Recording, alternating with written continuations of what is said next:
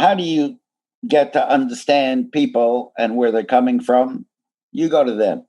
Don't wait in your offices for them to come to you. Knock on their doors. Show enough respect and care that you show up at somebody's door without any authority, without anything to give away, without selling brushes, Bibles, or vacation getaways or anything like that.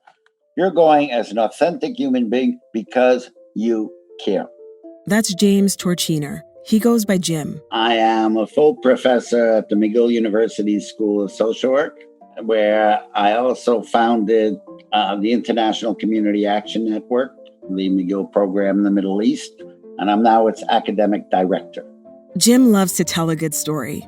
The one he's about to tell you is about how he started Project Genesis, a community organization based in Montreal's Côte-des-Neiges neighborhood. Among other things, it helps residents find social services and teaches them about their rights, particularly as tenants. It's one heck of a story. You're listening to A Place to Belong, a history of multiculturalism in Canada.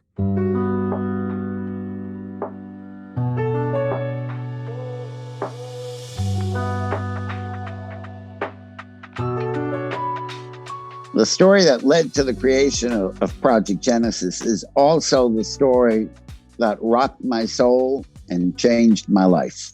Jim is a true believer of a boots-on-the-ground approach to social work.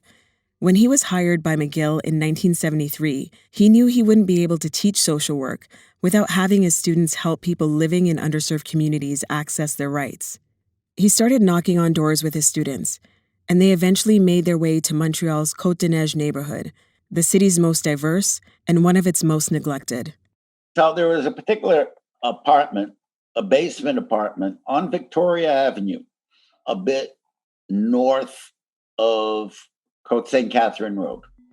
I knocked on that door a few times and I got no answer. So I figured I'd try again. And this time I did get an answer. And this man opened his door. He had this sullen look that never left my father's right eye. I knew he was a Holocaust survivor. And then right away, I glanced at his arm, and sure, there was the tattoo. And then I looked at his apartment. Everything was painted black. The walls, the ceiling, the floors, the windows had black curtains on them. And he spoke no English, and he spoke no Hebrew. He spoke Polish, and he spoke Yiddish. I speak Hebrew, not Yiddish. And I had no idea what his story was. But I knew there was a story that had to be heard.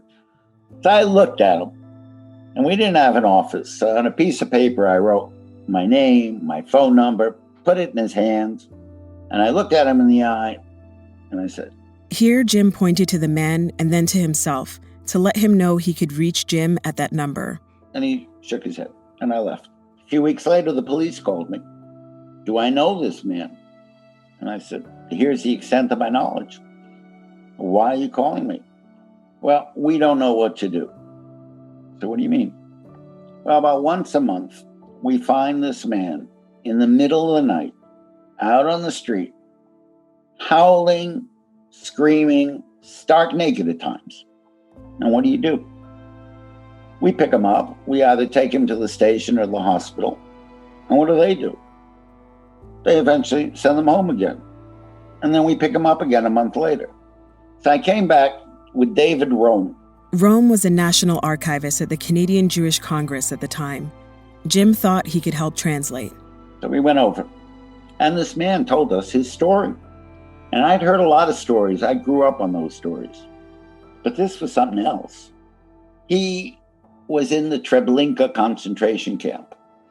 And there, people were told, I don't know if this was routine, he was told the day on the calendar that he was going to be executed, his turn to be murdered.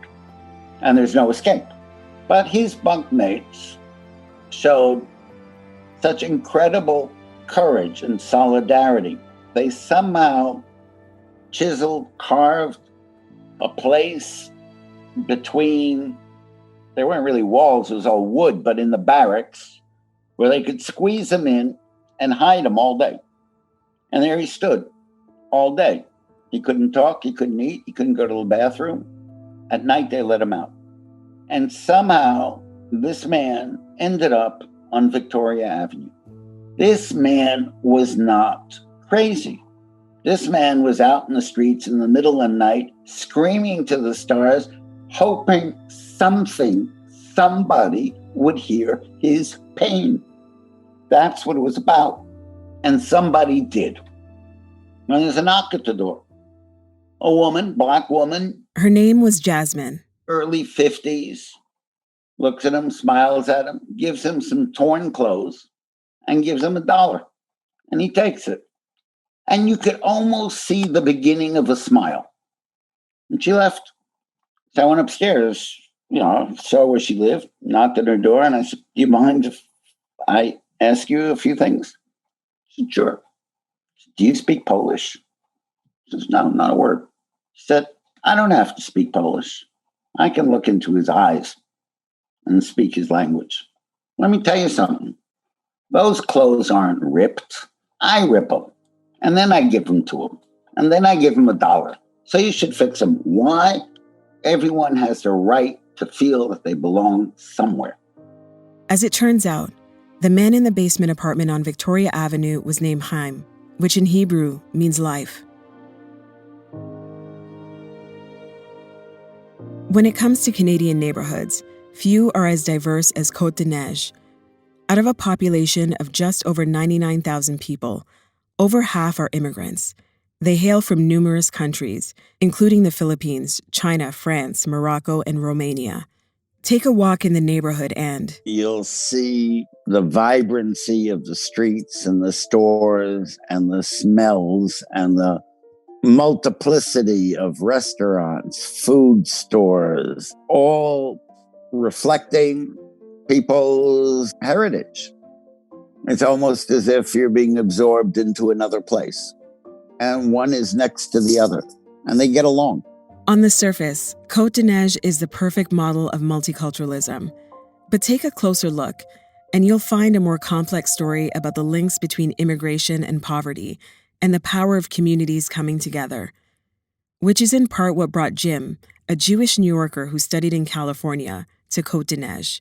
I arrived in August of 1973 for 1 year, I thought. Jim began teaching at McGill University and started going door to door with students. My values and my approach always has been to try and find common cause among a multicultural diversity. I believe in that. I think I inherited that from the civil rights movement. And I also inherited it from my mother, who said, never again, not to anybody. Never again. At its heart, the phrase is a call to action from Jewish and other communities who have survived genocide. It says that no one should endure the trauma they faced. Both of Jim's parents were Holocaust survivors. He grew up in a multicultural New York neighborhood, similar to Côte-des-Neiges. His mother, Martha, used to explain this principle. We're all part of this community. And an injustice to any one of them, you see it, you do something. And it's a message that comes from an experience that people lived. You don't learn that in books. And she gave me that. Decades later, Jim still has a home in Montreal. So how did Côte-des-Neiges become the most diverse neighborhood in the city? The answer after the break.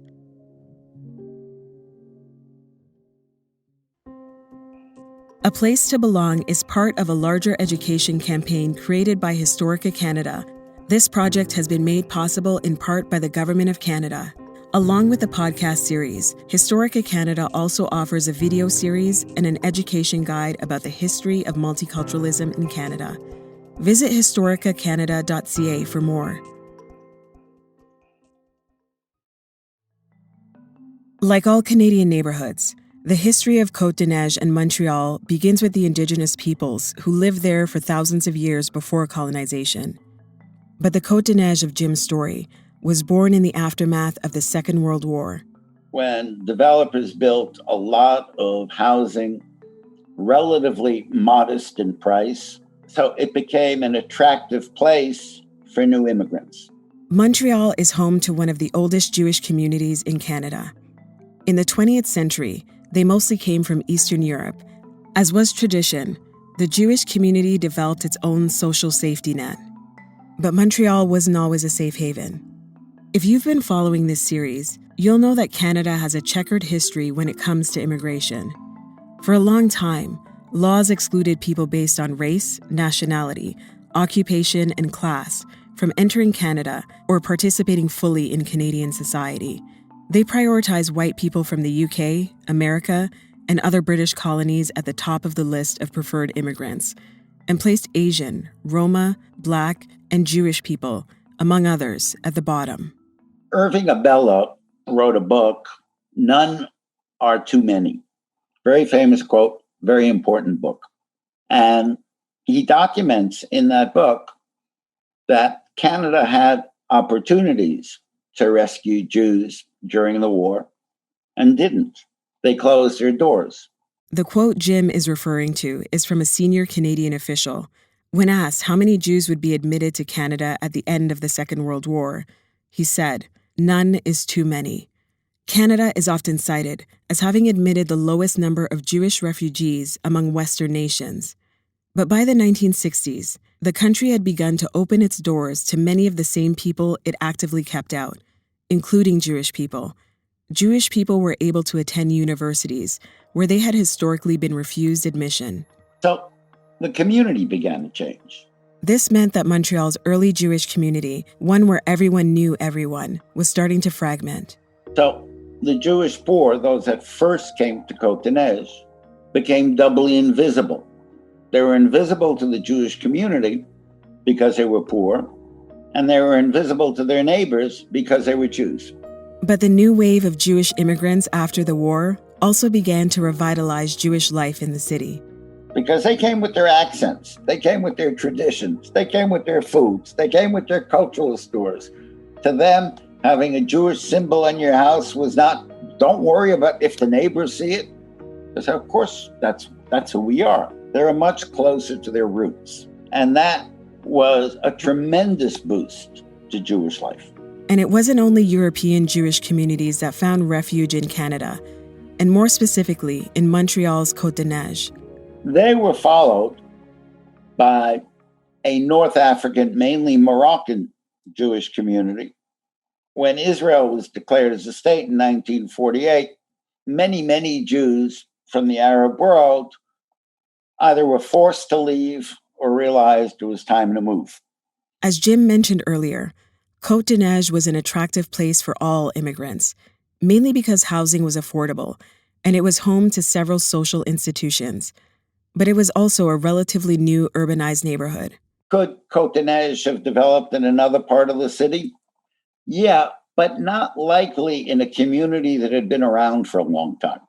Côte-des-Neiges was one of the last areas in Montreal to urbanize, so the communities there didn't face the same pressures of living on prime downtown real estate, like Toronto's Chinatown or Vancouver's Hogan's Alley, for example.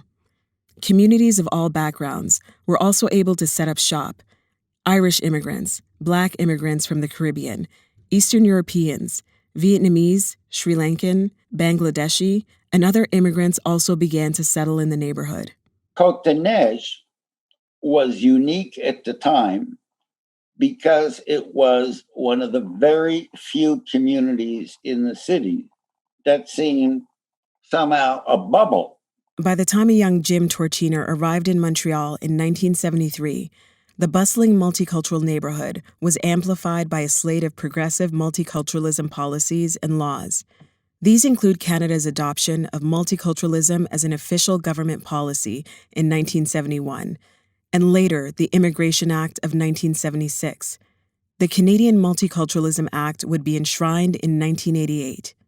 In 1974 and 1977, the Quebec government passed Bills 22 and 101 respectively. The first made French the official language of Quebec, meaning new immigrants had to send their kids to school in French. Bill 101 made French the official language of the courts and government. Now, large businesses had to operate in French. This sent many Anglophones in Montreal packing for cities like Toronto. Business and employment opportunities went with them. Montreal, certainly at that time, was a divided city. And It reminded me less of New York, but much more of Jerusalem, where people, Jews and Arabs, go to different schools, go to different places for services. I looked at Montreal, politically and institutionally divided by language and religion, which gets replicated among community groups. Côte-des-Neiges was home to a variety of languages, ethnicities, and religions, but it wasn't exempt from the divisions that Jim observed in the city at large. It's literally a segregated neighborhood. The southern part, Upper Côte-des-Neiges, is home to universities and several hospitals. Its residents are considered highly educated and many live alone. But the northern section, or Lower Côte-des-Neiges, has twice as many families with children and a higher concentration of immigrants and visible minorities. Due to circumstance, many are low-income residents. Because of this, Jim says, the area has faced a lot of stigma. The stereotypes we have about others and the judgments we make about other people without ever having been in their shoes. We judge people by our own standards, by our own experience. What's more, many of these immigrants crave the familiarity of their communities. It's absolutely human and normal to look for a safe environment where, first and foremost, you understand the language, the customs, and the cultural code. That's Magda, a Romanian immigrant who moved to the area in 1992. She's served as a Montreal city councillor for Côte-des-Neiges since 2013. Immigrating is a personal and heartbreaking choice. It's years and years of daily struggle because, to start with, you need to be able to provide shelter and food. In the basic sense, it's about your well-being and support within the host society. Since the 1960s, Côte-des-Neiges has had the worst housing conditions in Montreal, conditions so bad that tenants call it the capital of misery. Hundreds of tenants live with rats, bedbug and cockroach infestations, mold, lack of hot water, or in housing that requires major repair. Many residents spend more than half of their paycheck on rent. Often, immigrants are afraid to complain for fear of losing their rights, and their landlords never have a shortage of tenants to rent to. This means that housing deteriorates in the neighborhood and concerns go unaddressed, a stark contrast to more affluent neighboring areas. That's where it's coming from. People are underrepresented, underserved, because they don't have influence. Which brings us back to the origins of Project Genesis. To recap, Jim witnessed Jasmine, a Black woman in her 50s, lending support to her neighbor, Haim, a Jewish man who survived the horrors of the Holocaust. They didn't have the same ethnic or cultural background. They weren't of the same generation. They didn't even speak the same language. And Jim thought, if there's someone like her in this building, there got to be more people like her throughout this community. And if this woman, not Jewish, not a common language, would act in this way, it is because all people are united by a common set of values. And if we can cut away, pardon me, the crap, if we can cut away the things that divide us, and if we can reach to those core common things that make us human, we can change the world. And that's what this woman inspired. Along with a group of 40 volunteer advocates, Jim decided to create a space to bring the community together, where people could learn about their rights, but perhaps more importantly, they could learn that they aren't alone. We want to normalize the idea that everybody has rights. You go to one store to get your hair done, you go to another store to get your fish, you go to this store, you get your rights. And we set up the storefront at Project Genesis to do that, where we recruited volunteers from the community, provided them training, had professional backup, and these folks then, in the heydays when I was involved, were assisting 30,000 people a year in 80 different languages. Nearly half a century after its creation, Project Genesis is still serving the Côte-des-Neiges community, especially in regard to the neighborhood's housing crisis. For an organization like Project Genesis to thrive, it needs to be the mirror of the community. People have to be able to look at it and see themselves. Jim was deeply involved with the organization for 20 years. And then it was time. He left Project Genesis in the 1990s. Not me. It's not about me. It's about the capacity of people, when brought together, to be their best selves, given the opportunity.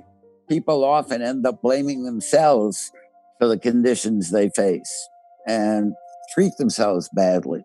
But when people understand a vision that they have rights and that they can move from being supplicants to being advocates, and from blaming themselves to asserting themselves, that's the road to coexistence. Jim went to the Middle East, where he helped develop 11 new organizations modeled after Project Genesis. Multiculturalism is an aspirational goal. Multiculturalism gets expressed in reality by how people act at the grassroots. You can have the best policy on paper, but it's really going to depend on how accessible it is, on how it's implemented. The Canadian Multiculturalism Act of 1988 marked the very first time that a country passed a national multiculturalism law. It seeks to protect the cultural heritage of all Canadians. But as we've seen over the course of this series, this has not always been the case in Canada, where laws were too often used against many communities. Canada is a good country, but every country has its history, and it improves by acknowledging it and moving forward. It doesn't improve by denying it, and it doesn't improve by walking around the rest of your life feeling guilty about it. Stuff happens. What do? How can we make it better? What Côte-des-Neiges teaches us about multiculturalism in Canada is that it can't be legislated into existence. It has to be fought for. Personally, I'm a Jew. I am proud of my identity, conscious of what it ought to represent, and bound to my mom's idea. And even my grandmother's idea. I used to visit her. She'd sit on her porch. She was 87 years old, and she'd be smiling. I'd say, "Why are you smiling?" She said, "My neighbors aren't fighting." If they're happy, life is good. I'm happy. The caring has to come from all of us because our own future depends on it. It's not we're being nice, charitable, patronizing people. We're doing it because it's in our interest. And there's no reason why your neighbor being happy should make you unhappy, unless she stole your boyfriend or something. Who knows?